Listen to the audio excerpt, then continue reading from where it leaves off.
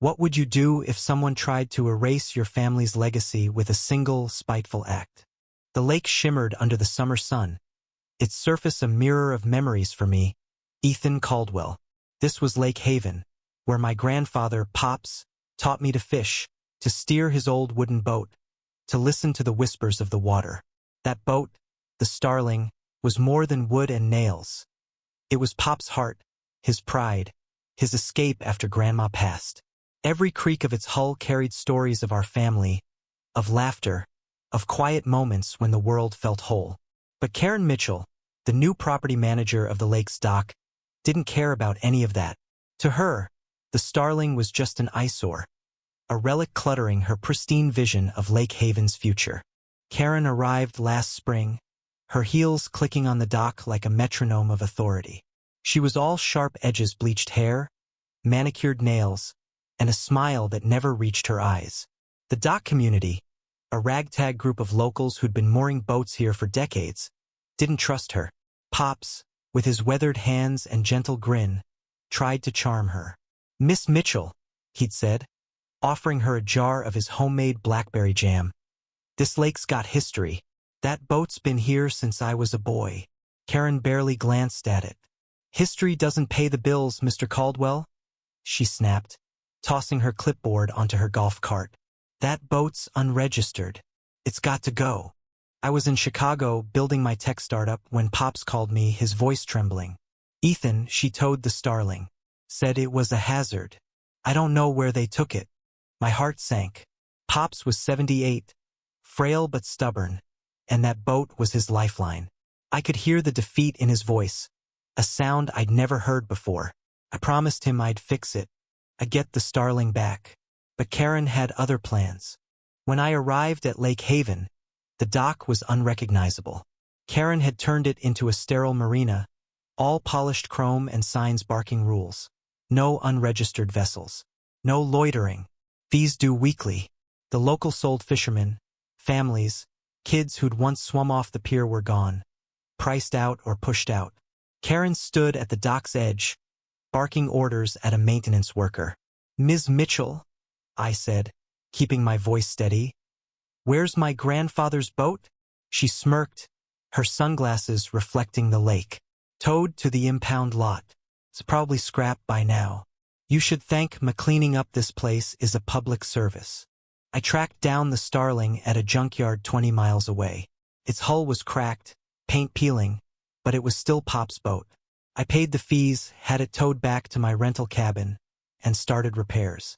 Pops helped, his hands shaky but determined, sanding the wood as he told stories of fishing with my dad.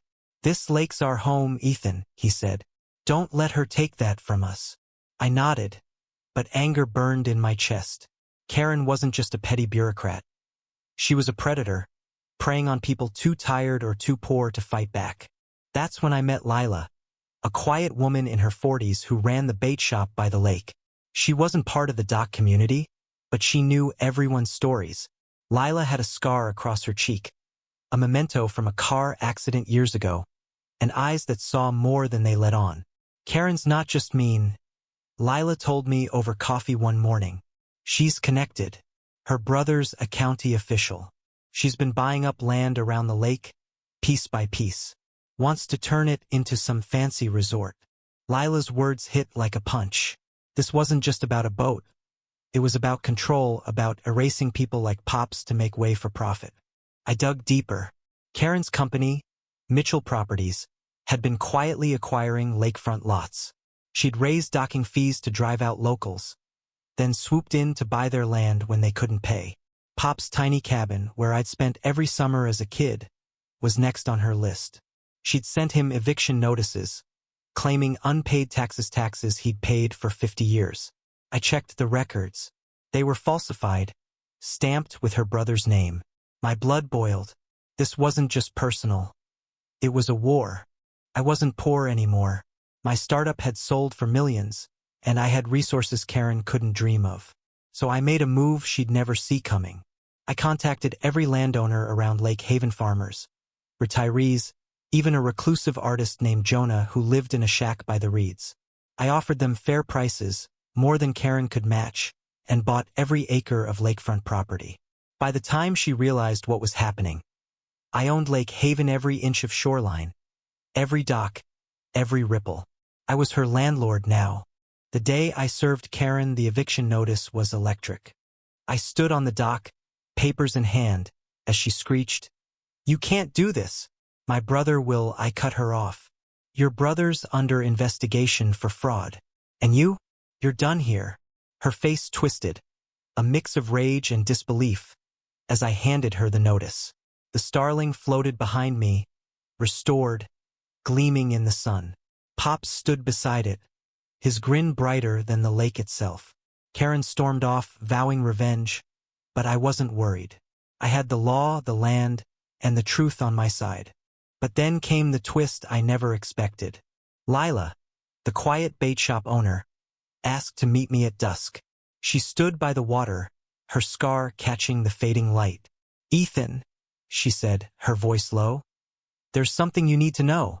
She handed me a folder, her hands trembling. Inside were photos, old ones, of a young woman in a wedding dress, standing on the starling with a man who looked like a younger Pops. "That's my mother," Lila said. "And your grandfather. They were engaged before he met your grandmother. He left her when she got pregnant. With me." My world tilted. Lila was my aunt. Pops had never mentioned her, never hinted at another family. "He didn't know," Lila said, tears in her eyes. "My mom never told him. She was too proud. But when Karen towed his boat, I knew I had to help. I've been watching you fight for him, and I wanted to be part of it." I stared at the photos, at Pop's young face, so full of hope. He'd lost so much: grandma, my dad, and a daughter he never knew. I wanted to hate him for abandoning Lila's mom, but I couldn't. He'd been young, scared, human. I brought Lila to Pops that night.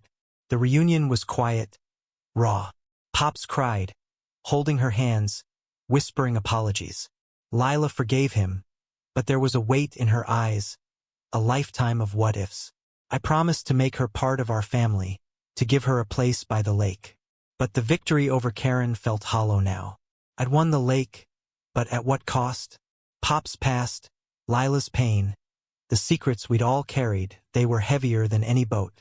Months later, Karen was gone, her plans for a resort dead. Lake Haven was ours again, the dock alive with locals, kids splashing, fishermen casting lines. The starling bobbed gently, Pops at the helm, Lila beside him, learning to steer. But as I watched them, I couldn't shake the ache in my chest. I'd fought for justice, for family, but the lake held ghosts, now regrets, choices, lives that could have been. I'd bought the lake, evicted Karen, restored the starling, but I couldn't buy back the years Pops and Lila lost. Some victories are bittersweet, and some wounds never fully heal. Nd.